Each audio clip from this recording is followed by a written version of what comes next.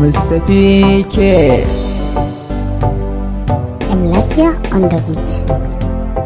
Gani na farko da na yo miki, kin tafi da tunanina, ya zanyi ne in sanar da sakon soyayya ta.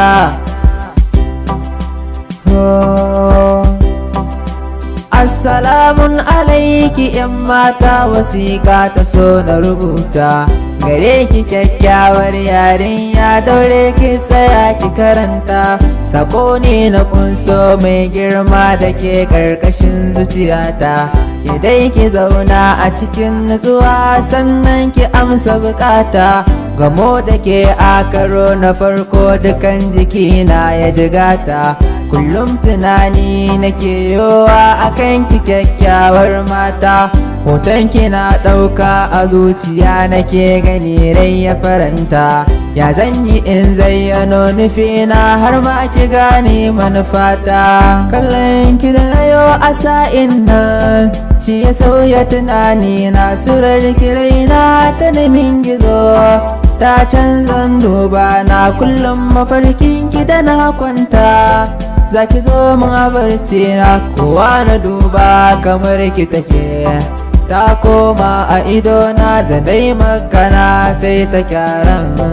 Wasu masu zagi na ni banda zance in bana ki ba, ko cikinsa abokai na faɗi suke ni na dame su da batun ki a bar so na, amma hakan bai sa na daina zancen ki rabin raina, rabin raina.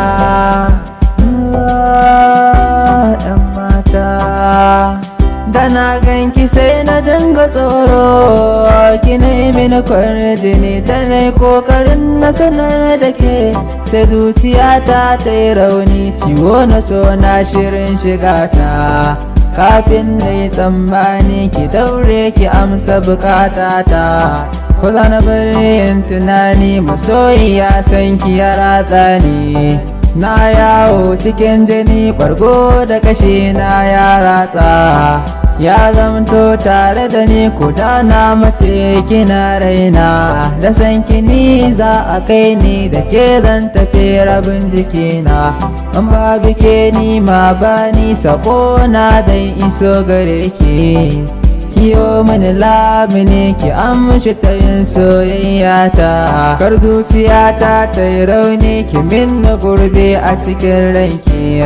Ke ma ki kula da ni san kina nan a cikin raina, kyakkyawar 'yan mata, 'yan mata ga wasiƙata.